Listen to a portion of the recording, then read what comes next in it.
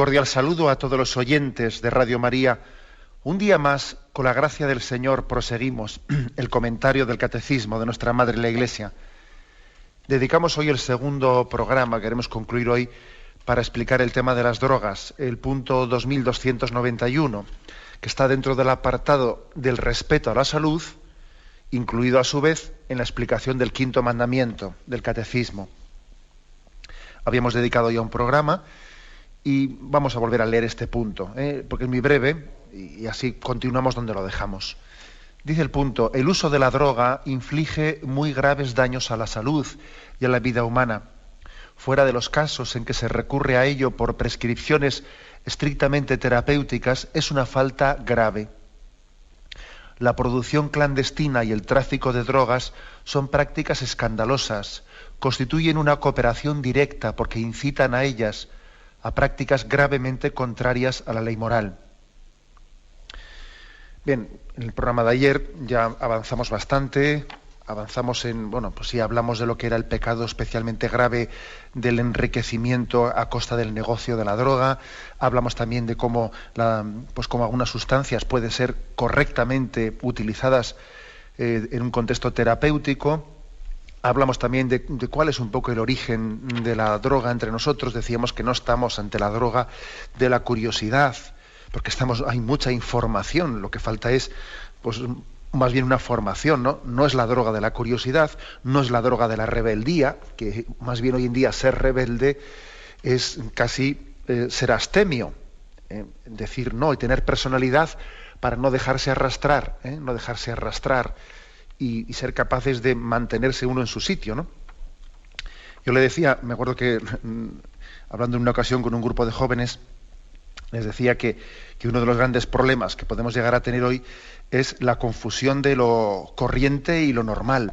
Eso me lo habéis escuchado en alguna ocasión, pero creo que es un concepto de esos que ayudan mucho a discernir. Recuerdo un profesor que a mí me lo explicó, ya ha fallecido él.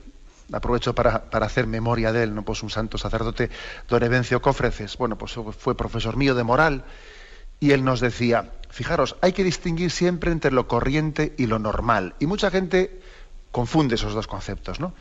Pues me acuerdo que decía, compartiendo esto con unos jóvenes, ¿no? Les decía: fijaros, en algunos ambientes será corriente pues que los jóvenes fumen porros. Muy corriente que los jóvenes fumen porros, pero no es normal, ¿eh? Y es normal que un joven cristiano rece a la Virgen María todos los días, o que rece el rosario cuando va de viaje. Es muy normal, pero no es corriente. No es corriente. Entonces, es muy importante en esta vida no confundir lo corriente y lo normal, porque mucha gente ha hecho normal lo corriente, y eso es mortal en nuestra vida. Nuestra norma no es conforme a lo corriente, nuestra norma no es conforme a lo que hagan los demás. ¿A dónde va Vicente? ¿A dónde va la gente? No, nuestra norma es conforme a Jesucristo. El cristiano tiene a Cristo por norma. Nos conformamos a Cristo, su vida es nuestra norma, ¿no? Y esto es importantísimo, no confundir, ¿no?, lo normal y lo corriente. Por eso hoy en día la droga no es la droga de la rebeldía, más bien hay que ser rebelde para no dejarse arrastrar por lo corriente y entender que el normal soy yo, que no me drogo, no son normales los otros, que aunque sean mayoría, ¿eh? Por lo tanto, estamos más bien, decíamos ayer, ante la droga de la falta de sentido. La droga se impone por defecto en nuestra sociedad. Se impone por defecto, ¿no? Cuando alguien recurre a la bebida, al alcohol o a cualquier tipo de droga, se impone por defecto, porque en el fondo es una tapadera, es como un tubo de escape para intentar aliviar el vacío interior, la falta del sentido de la existencia, ¿no? Y decíamos en el programa de ayer que ha sido muy llamativo, muy digno de ser reflexionado y estudiado, el hecho de que se han publicado recientemente pues unos estudios de la Fundación de Ayuda contra la Drogadicción, organismo que pertenece a la Delegación de Gobierno sobre el Plan Nacional de Drogas, en el que se decía que los jóvenes españoles, mayoritariamente, ¿no?, decían ellos, son conscientes, saben, ¿no?, que los consumos de drogas son perjudiciales, pero al mismo tiempo dicen que son normales, ¿no? Entonces, pues hay que sopesar si tienen más ventajas qué problemas, ¿no? Que aun siendo conscientes de que van a tener prejuicios, pues hay que ver si también las ventajas que te dan pues son superiores a los perjuicios. Me hace daño, pero igual como también me ofrece pues una serie de posibilidades que me hacen sentirme bien, pues aunque me haga daño, o sea, tengo yo que cada uno que lo sopese y vea él si tiene más ventajas que inconvenientes, ¿no? Esto supone una concepción en la que damos por hecho que no hay esperanza, no hay confianza en que en esta vida podemos ser felices, entregándonos plenamente a la vocación para la que hemos sido creados. Y entonces uno tiene que buscar tubos de escape, a ver si esto me alivia, a ver si en esto. Bien, damos un paso más. Un paso más para intentar también hacer un juicio moral sobre cuál es la raíz, ¿no? Y el problema de este pecado de la droga en muchas versiones, ¿no? Porque tiene versiones pues mucho más solapadas o mucho más así, digamos, a cara descubierta, pero la droga o ese recurso, ¿no?, a algún tipo de sustancias para buscar en ellas, ¿no?, una especie de alivio o evasión de la realidad, pues hay muchas drogas de guante blanco y otras que son mucho más, digamos, que están catalogadas como tales, pero ojo, todo aquello que suponga una especie de recurso, ¿no?, a una huida de la realidad, uno cuando busca la desinhibición, busco desinhibirme, o a ver si tomo algo para desinhibirme, ¿no?, para huir de esto, ¿no? A ver si cojo un punto, como se dice, a ver si cojo un punto y me desinhibo. Existe detrás de eso, ¿no?, esa mentalidad de la droga. Bien, ¿cómo nos dirigimos, ¿no?, dando una palabra de esperanza a quien está esclavizado de una u otra forma por ese tema de la droga? En primer lugar, yo creo que es imposible hablar con claridad a un joven, a un adulto que tiene este problema, sin decirle claramente que existe la tentación y que la carne es débil. Es muy importante tener estas ideas claras, ¿no? Nuestros ideales conviven con nuestras debilidades. En nuestra vida convive ideal y debilidad, y ahí estamos, a ver cómo llevamos todo eso adelante, ¿no?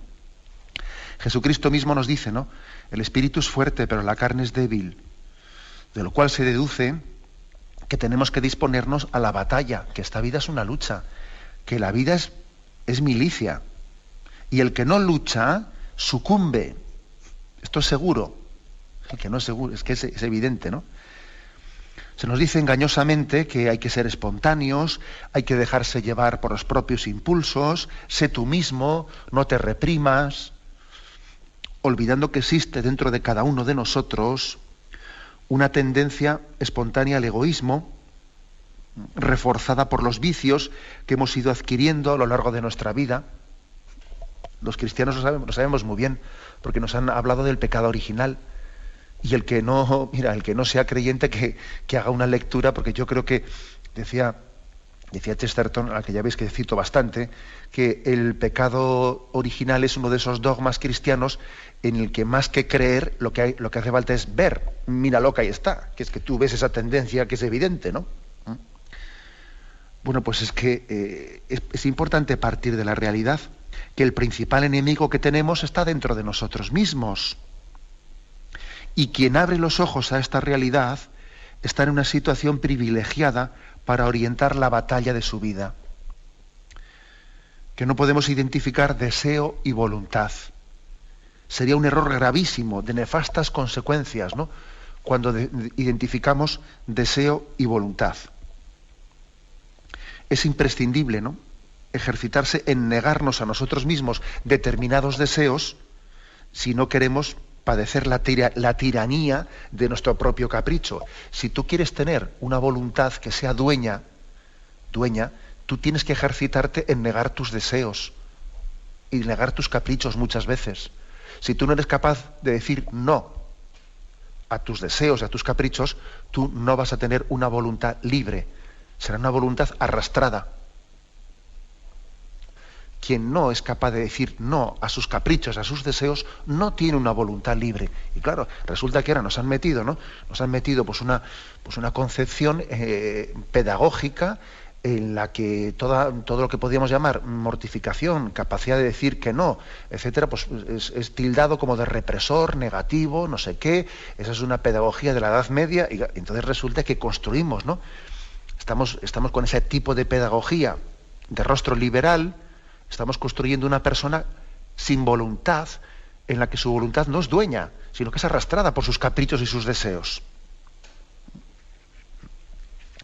Yo la verdad es que no conozco a nadie que se haya iniciado en las drogas tras una decisión madura y libre. No conozco a nadie que haya dicho, bueno, mira, lo he pensado y voy a decidir libremente.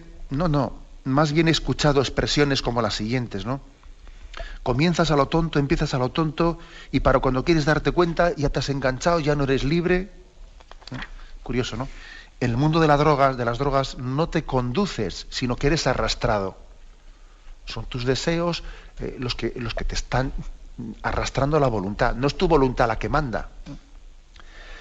Bueno, pues es que esto es muy importante. Los cristianos tenemos la gracia, por la revelación, de saber que existe la tentación y existe la debilidad. Y claro, la tentación de Satanás unida a la debilidad interior, pues nos hace muy vulnerables, ¿no? Y es importante, claro, cuando uno no identifica al enemigo, ¿cómo va a vencer la batalla? Si ni siquiera sé cuál es el enemigo ante quien tengo que enfrentarme, ¿no? ¿Cómo voy a vencer yo esta batalla? Por esto es importante, ¿no? Tenemos que, a todo aquel, ¿no?, que tenga este problema, bueno, a todo el mundo, ¿no?, pero específicamente a quien tenga este problema de ciertas adicciones, hay que darle también una explicación espiritual para poder afrontarlo. Un punto más también, que es el siguiente, ¿no? ¿Cómo proceder en nuestra vida social, pues, para podernos vernos liberados de las esclavitudes de las drogas, ¿no?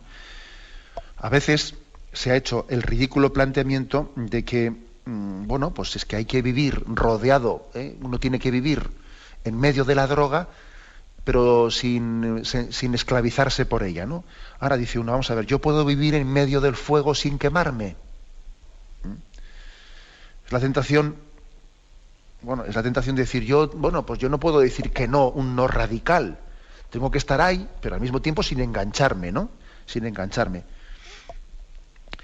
Curiosamente parece que uno tiene esa especie de miedo a romper, ¿no? Dice, bueno, yo no puedo ser pues una especie de Robinson Crusoe, yo no puedo ser un ermitaño, tengo que vivir en esta sociedad, y si todos mis compañeros pues están más o menos teniendo un nivel de utilización de las drogas, pues yo no voy a ser el raro de la película, ¿no?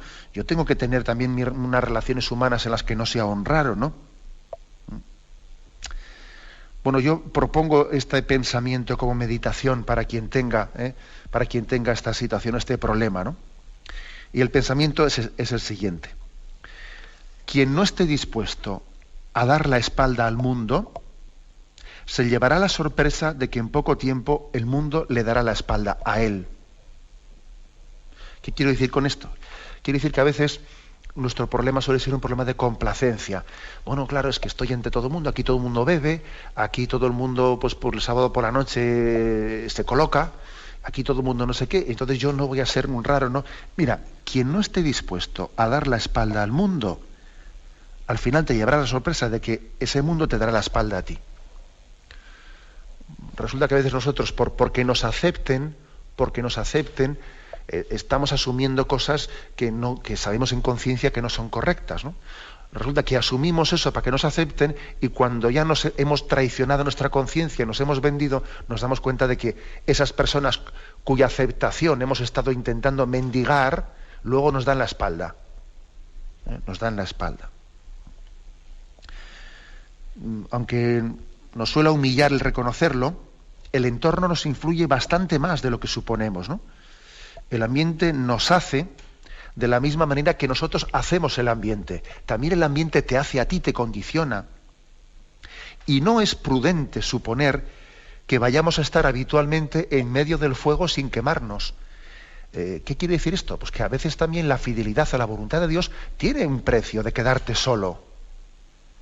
Y tiene un precio de decir, el Señor ya me pondrá en mi camino la gente que tenga que ponerme. Si yo tengo que cortar con un ambiente, pues corto con un ambiente. ¿Y a dónde voy? Y a veces, por ejemplo, una chica puede decir, y ya buscaría yo otro chico, pero es igual por decir que no a esta cuadrilla me quedo sola en la vida. Vamos a ver, el Señor a veces nos pide un acto de confianza en su voluntad, ¿no? Buscar su voluntad es también, es la prueba de caminar sobre las aguas, ¿no? Como cuando el Señor le dice a Pedro, ven, camina sobre las aguas. Mírame a los ojos, no mires al suelo. Pero me voy a hundir, me voy a quedar solo. Si digo que no a esta gente, a esta cuadrilla, ¿a dónde voy yo? Bueno, el Señor te dice, camina sobre las aguas. No tengas miedo, ¿no? Confía en la providencia de Dios. Bueno, esto es muy importante. A veces supone, ¿no? Por lo tanto, que dejar la droga supone tener que cortar con determinados ambientes. Y eso es una prueba importante. Porque nadie puede, sería absurdo, ¿no? Sería absurdo que alguien pretendiese llevar una vida cristiana coherente en medio de un ambiente totalmente contrario. Pues no vas a poder, ¿no? También hay que decir una cosa, que como cristianos estamos muy llamados a acercarnos a quien padece esta esclavitud de las drogas, precisamente para ofrecerle un ambiente alternativo, para esa persona decirle, mira, no estás solo, vente aquí, vente con nosotros, que hay otra forma de vivir, otra forma de plantearse el fin de semana. Muy importante, ¿no? La caridad cristiana nos impulsa a veces a hacernos presentes y otras veces a ausentarnos. A veces la caridad cristiana te dice, me voy a acercar a donde esa persona que tiene un problema de adicción para intentar ofrecerle una alternativa. A veces la caridad te lleva a acercarte y otras veces te lleva a ausentarte, a decir, aquí yo no puedo estar porque sencillamente yo aquí más que ayudar, más que hacer apostolado, lo que hago es soy absorbido. Luego a veces la caridad me lleva a ir al lugar donde está el problema y otras veces la misma caridad te dice, aquí estás sobrando, majo, vete de aquí, que aquí tú no puedes hacer apostolado, más bien te van a absorber. Por eso cuando se nos pide que seamos tolerantes con los compañeros que se drogan, tengamos cuidado de no confundir las cosas. Lo que no podemos es ser convidados de piedra, permaneciendo en silencio, haciéndonos cómplices con nuestro silencio ante la autodestrucción de algunos amigos que se drogan delante nuestro. A mí me parece que nuestra conciencia no puede permitir que yo esté en una cena, que esté en un sitio donde la gente se está colocando. Pues no, yo creo que también tendré que decir, yo aquí, mi presencia es un signo de la caridad de Cristo. Igual sí, igual yo en un sitio determinado tengo que decirle a alguien, mira, creo que estás obrando mal, pero en otro sitio no, aquí yo eso no puedo hacerlo, estoy sobrando, ¿no? La caridad de Cristo a veces nos ayuda a ir a un sitio y otras veces nos pide que nos ausentemos de ese lugar. Es también, por lo tanto, es un discernimiento que tenemos que pedir luz al Espíritu Santo por él. Tenemos un momento de reflexión y continuamos enseguida. Escuchan el programa Catecismo de la Iglesia Católica con Monseñor José Ignacio Munilla. Estamos dedicando el segundo programa al punto 2291 sobre las drogas. Vamos a hablar ahora sobre el tema de la relación del ocio, la diversión y las drogas. Porque una de las características principales de la droga en nuestros días, a diferencia de la droga que pudo ser en los años 70, es la estrecha relación que tiene en este momento la droga con la cultura del ocio.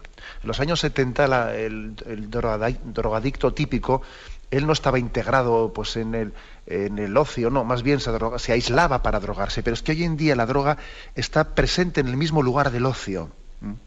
El consumo de determinadas drogas está casi unido a la fiesta, a los conciertos, etcétera, etcétera, ¿no? Hay un dato que es bastante claro, quienes soportan de mala manera, ¿no? O aguantan los días laborales del calendario, suspirando ansiosamente, ¿no? Por la llegada del fin de semana para disfrutar a tope, son candidatos principales al consumo de las drogas. Quienes viven la semana amargados dicen, a ver si llega el fin de semana, ¿no? Pero hay que decir claramente lo siguiente, ¿no? Que la felicidad no es fruto únicamente de la diversión. Ese es el error de partida. Pensar, no, yo para ser feliz, a ver si llega el viernes a la noche y soy feliz, ¿no? En realidad, si no eres feliz el miércoles, tampoco vas a ser feliz el sábado por la noche, Y el motivo es muy sencillo, que no es lo mismo ser alegre que ponerte alegre. La felicidad no está al alcance de una moneda, ni de una sustancia química.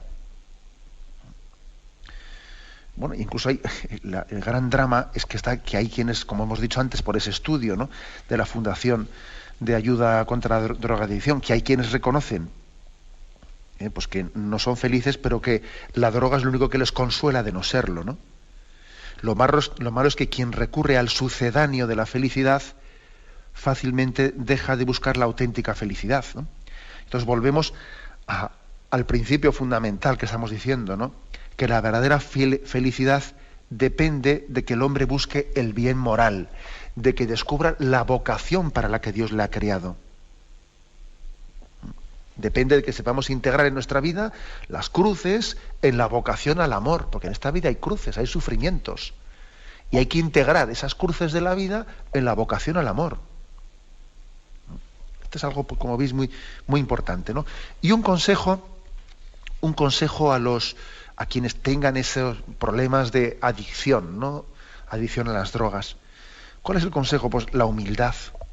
Sé humilde y Dios te bendecirá. Hay que pedir ayuda, ¿no? Ser humildes, partir del reconocimiento del propio problema. Decía el refrán ese que más vale ponerse una vez rojo que 20 veces amarillo, ¿eh? Y ya suponemos que muchas veces quien está metido en el mundo de la droga le cuesta hacer una lectura de la realidad. Y a veces quien está metido en la droga pues suele tener, por una parte, ¿no?, momentos en los que él vive con el gigante de sus sueños y sueña, ¿no?, y otras veces se viene abajo y él está lleno del enano de sus miedos, ¿no? Y el verdadero yo, la verdadera persona que Dios ha creado y quiere que sea feliz, ni es el gigante de tus sueños, ni es el enano de tus miedos, porque yo creo que quien está metido, ¿no?, pues en el mundo de las adicciones suele estar pivotando entre estos dos extremos, ¿no? Cuando se droga y cuando busca artificialmente, parece que él se come el mundo, ¿no? Y luego, sin embargo, se queda a solas y se autodesprecia, ¿no? Y ni lo uno ni lo otro, ni enano ni gigante, ¿no? La verdad es que Dios nos quiere como somos. Dios nos quiere como somos, pero nos sueña distintos. Y esto es muy importante en la vida, ¿no? Dios me quiere como soy, con mis miserias, y al mismo tiempo me sueña distinto. Y claro, y lo importante es que los sueños de Dios se hacen realidad. Y Dios es capaz de convertir los sueños en realidad, ¿no? Por lo tanto, este punto del Catecismo, el 2291, es un grito de esperanza, ¿eh? Un grito de esperanza para que esa vocación al amor para la que Dios nos ha creado se realice. No tenemos que recurrir, ¿no?, a ninguna adicción para aliviar el pavor de esta vida, no, porque la vida es bella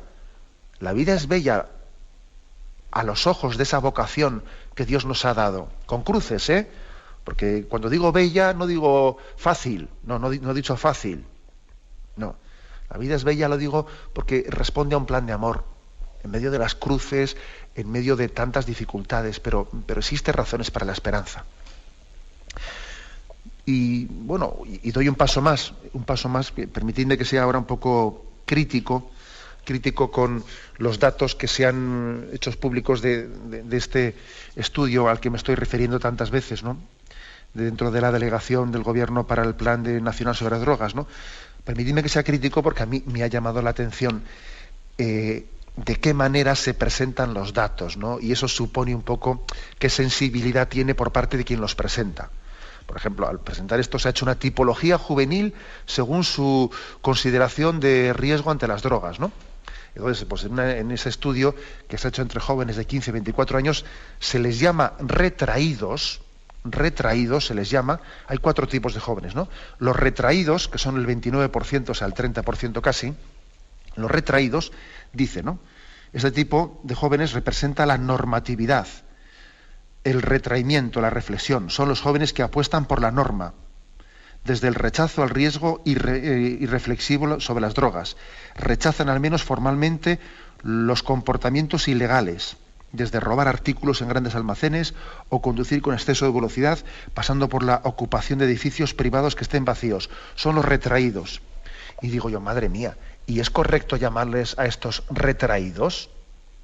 ¿No sería mejor llamarles los prudentes? Me hace gracia que se les califique con un término así, digamos, negativo. Eres un retraído.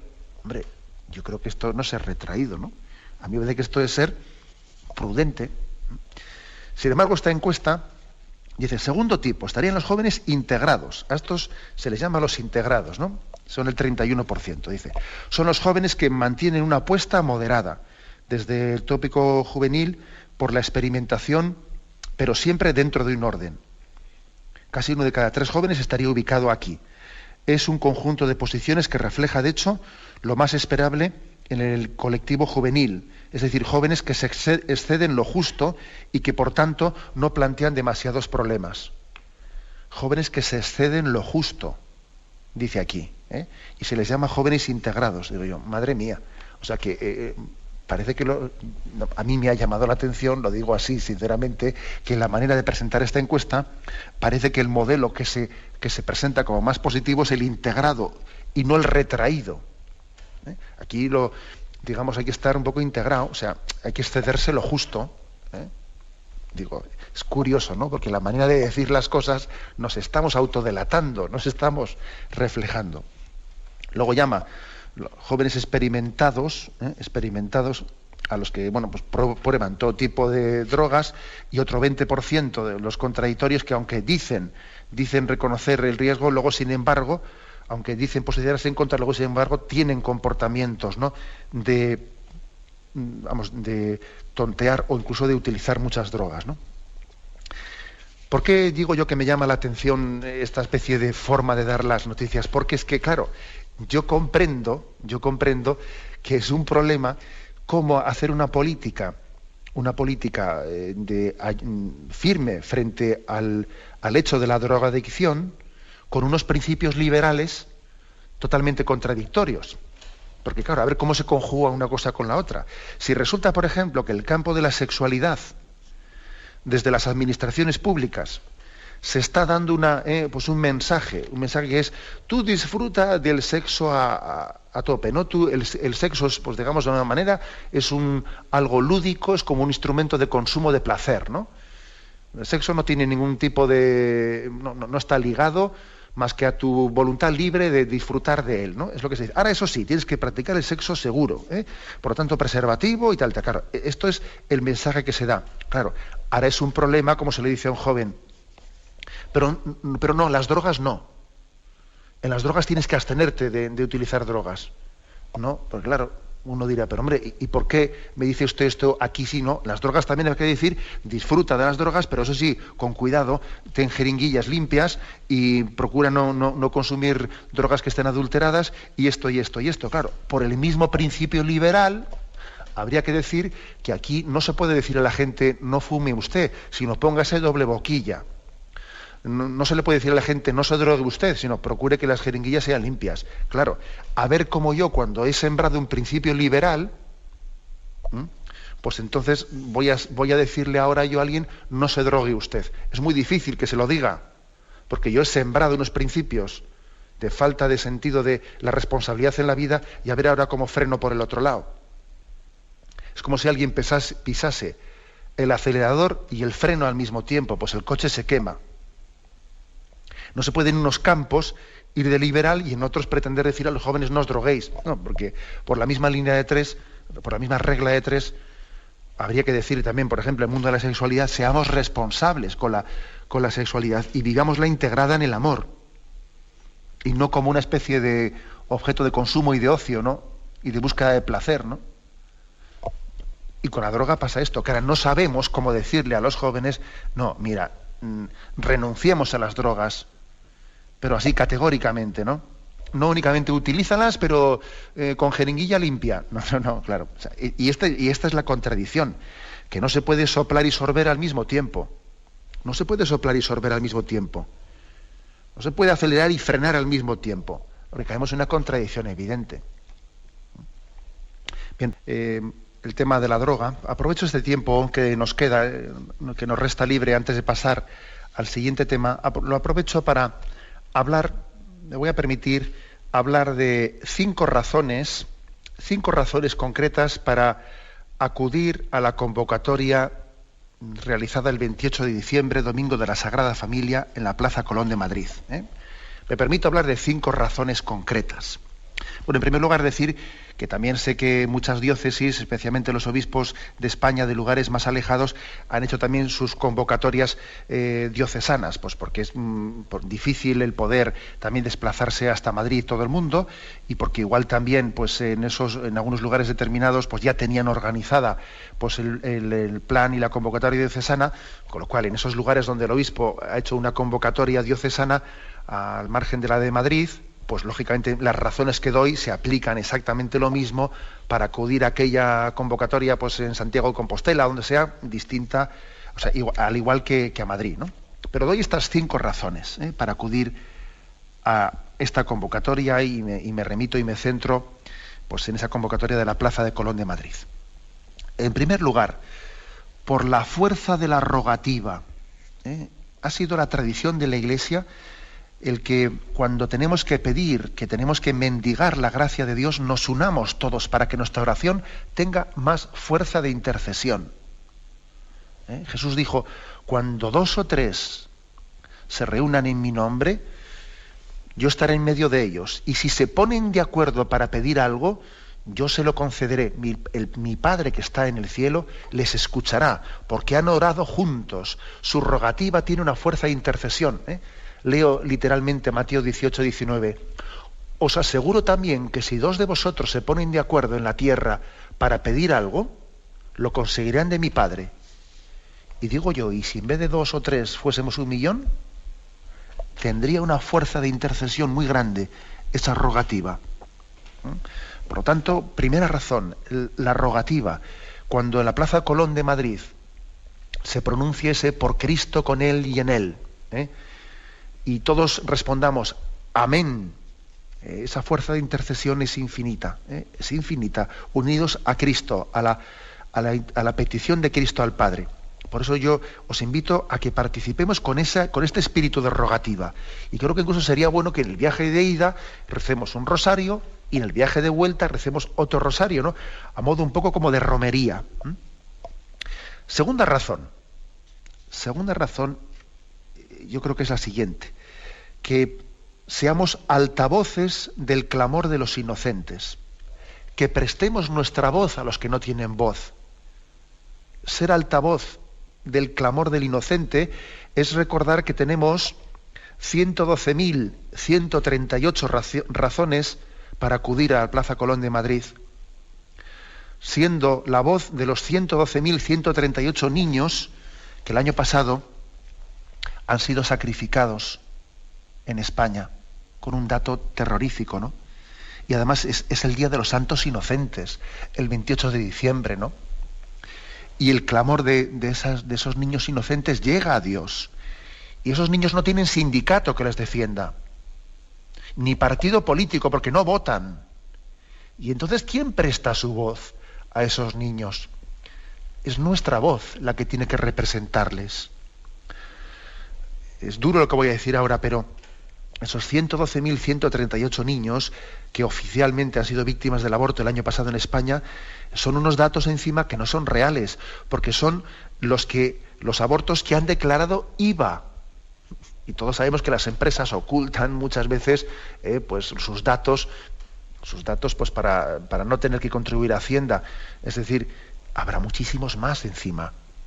Quien tiene la falta de honestidad de estar matando niños, de haciendo negocios matando niños, dudo mucho que tenga la honestidad de declarar a Hacienda todo. Son 50 millones de euros, ¿no?, los que se han generado el año pasado dentro de la industria del aborto en España, declarados. Por tanto, en segundo lugar, la segunda razón para asistir, ser altavoz del clamor de los inocentes. Tercera razón, ser testimonio vivo ante un mundo que necesita signos para creer. El mundo necesita ver cómo todos los católicos nos unimos y somos un signo vivo. Acordaros de lo que dice, ¿no? De lo que dice ese texto de Lucas 2:12. Encontraréis, aquí tenéis la señal, encontraréis un niño envuelto en pañales y acostado en un pesebre. Aquí tenéis la señal, todos estos católicos unidos juntos. Porque la fe no solo entra por el oído, también entra por el ojo. Entra por el ojo. Y el mundo necesita ver el signo de los cristianos uniéndose para entender que hay fe, que hay esperanza, que esta cultura materialista que parece invadirlo todo, pues no ha podido con muchos corazones, que hay muchos corazones que son resistentes, ¿no?, frente a este liberalismo.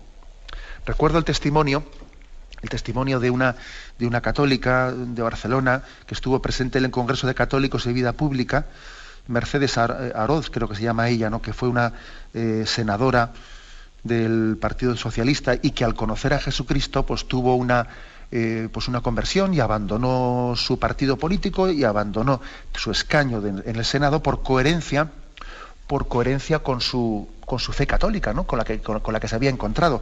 Y a mí digo que me llamó la atención poderosamente ver que el Señor se había servido para su conversión de ver la concentración de jóvenes en la Jornada Mundial de la Juventud en Roma 2000. Y ella dice que incluso le impresionó mucho la reflexión que había hecho una persona: ¿por qué el Papa es capaz de convocar a todos estos jóvenes cuando el partido político en el que estoy yo no puede ni remotamente convocar a estos jóvenes, ¿no? O la izquierda en Europa, o como queramos llamarlo, ¿no? Y ese signo a ella le ayudó a creer y a convertirse. Luego necesitamos señales, necesitamos signos de que esta cultura materialista, liberal, no ha podido con todo el mundo. Ahí tenéis la señal. Tenemos, por lo tanto, que participar diciendo: seamos crucifijos vivientes ante el mundo. Si este mundo quita todos los signos religiosos, que nosotros mismos seamos el signo religioso. Aquí tenéis la señal. Pues, ¿cuál es la señal? Pues 1 millón de personas pasando frío en la calle en Navidad. No es poca señal, ¿eh? No es poca señal. Ser crucifijo viviente ante el mundo. Por cierto, que sé que muchos de los participantes o de los que están organizando esta misa del 28 de diciembre se están pasando también pues esos mensajes de SMS, etcétera, animando a que quienes acudan puedan llevar también un crucifijo en su mano, y puedan también en el momento de la bendición alzar, ¿no?, ese crucifijo, que a veces que pretendemos arrancarlo, ¿no?, de los signos públicos. Bueno, llevemos cada uno un crucifijo y alcémoslo también como signo de que creemos que tenemos que ser testimonio, ¿no?, signo vivo de que Dios sigue presente entre nosotros, de que no nos ha abandonado. Cuarta razón. Yo creo que una cuarta razón, yo la diría así: el que este es un momento histórico en el que el Señor nos llama a despertar de nuestro letargo, a despertar de nuestra medianía, de nuestra mediocridad.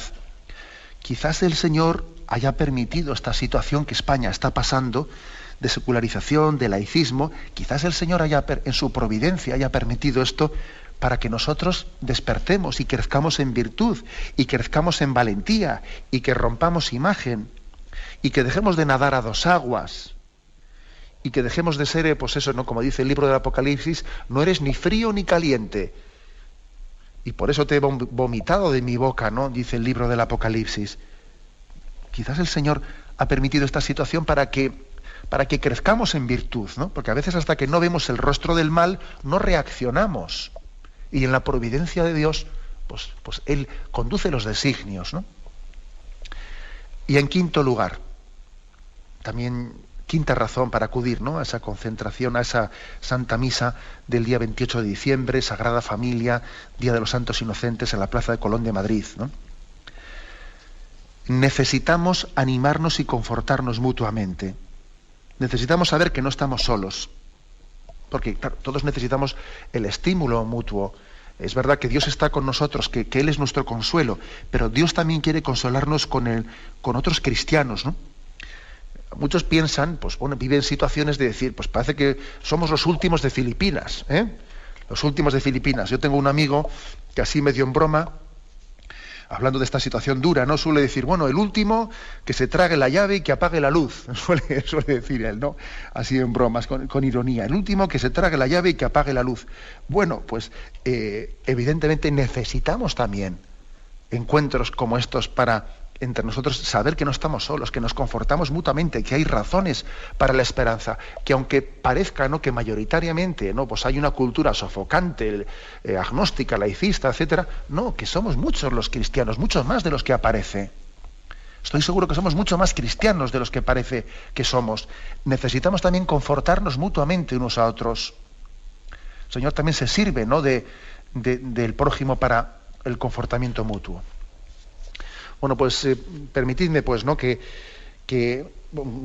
presente, ¿no?, en este momento también del catecismo estas cinco razones para acudir a esa convocatoria de la Plaza Colón de Madrid y también a las que los obispos diocesanos hayan hecho en otros lugares.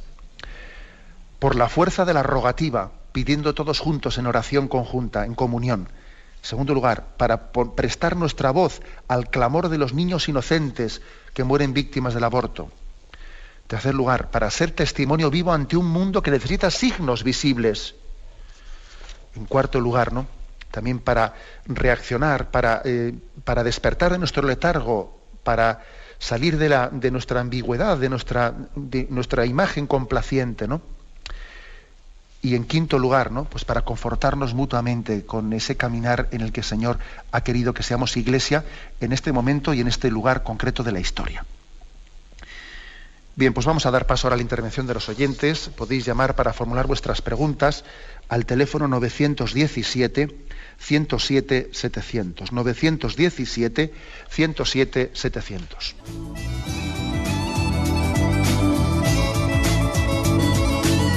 ¿Le gustaría tener sus programas favoritos de Radio María en CD o DVD? Ahora es posible.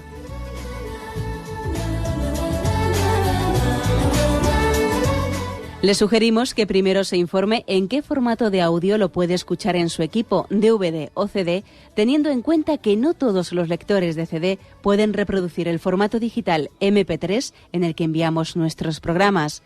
Y luego, si quiere en su casa esos programas que tanto le gustan, solo tiene que escribir una carta a Radio María, Paseo Lanceros 2, primera planta, 28024, Madrid, indicando si lo quiere en CD o DVD y cuántos programas. También le rogamos que escriba su nombre, dirección y no se olvide de facilitarnos un teléfono de contacto para cualquier duda que nos surja.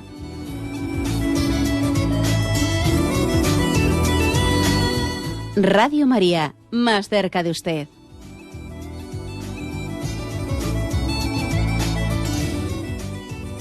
Escuchan el programa Catecismo de la Iglesia Católica, con Monseñor José Ignacio Munilla.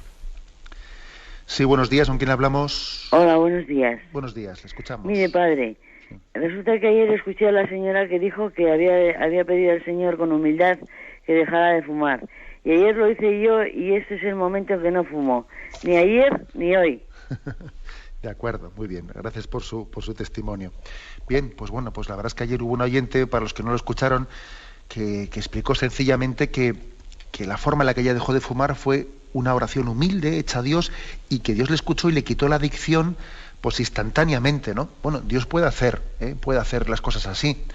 Ahora bien, nosotros no somos quienes para decirle a Dios pues que cómo tiene que hacer las cosas, pero también tengamos en cuenta que el hecho de que Dios a uno pues no le responda a esa oración de decir Señor, quítame la adicción, así sin más, no quiere decir que no le esté escuchando, ¿eh?